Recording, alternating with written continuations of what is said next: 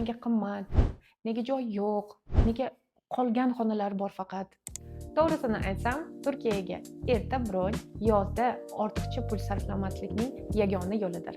Har yili bir xil savol: nega joy yo'q? Nega biz xohlagan mehmonxonalarda biz xohlagan xonalar yo'q? Buni sababi juda oddiy. Qish payti, bahor payti yaxshi mehmonxonalarda yaxshi joylashuv asosida variantlar tugab qoladi. Fevral-martda narxlar past bo'ladi. Mehmonxonalar bo'sh va tanlov juda katta bo'ladi. May-iyunda esa odamlar kech uyg'onib, narxlar 30 va 50% ga ko'tarilganini ko'rishadi. Nega bunday?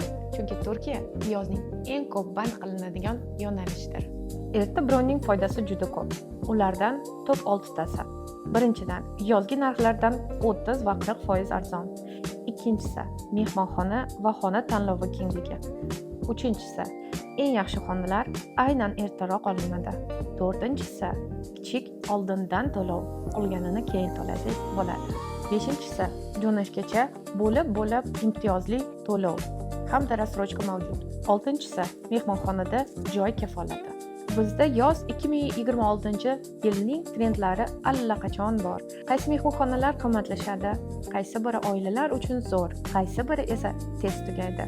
Biz barchasini bilamiz. Agar yozda qulay va hamyonbop dam olmoqchi bo'lsangiz, shu postni tagida Turkiya so'zini qoldiring va biz sizga albatta 2026-yilning turlarini hisob-kitobini jo'natamiz.